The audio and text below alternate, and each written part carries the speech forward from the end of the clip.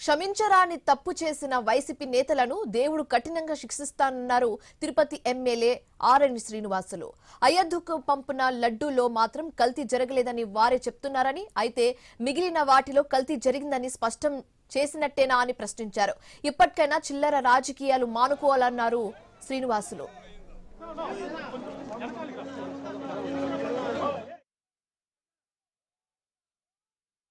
అయోధ్యలో రాముడికి పంపిన లడ్లు మాత్రం మంచి నెయ్యిలు తెచ్చి పలమనేరు నుంచి హైదరాబాద్ తెచ్చి మంచి నెయ్యిని వాడామనేసి మీరే చెప్పారు.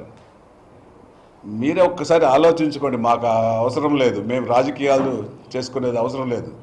నేను ఒకటే చెప్తున్నాను, కరుణాకర్ రెడ్డికి ఎన్ని చెప్పినా ఆయన ఒకరి బుద్ధి పోదు. ఆయన మొదటి నుంచి కూడా నేరుగా పోయి చేసే ఆలోచన లేదు. ఒకరి బుద్ధితోనే ముందుకు రావాలనే ఆలోచన ఆయన ఉంటాడు. నేను ఒకటే చెప్తున్నాను కరుణాకర్ రెడ్డి, ముఖ్యంగా నువ్వు చిల్లర రాజకీయాలు మానుకో. ప్రజలకు క్షమాపణ చెప్పు, భగవంతుడికి క్షమాపణ చెప్పు, భక్తులకు క్షమాపణ చెప్పు.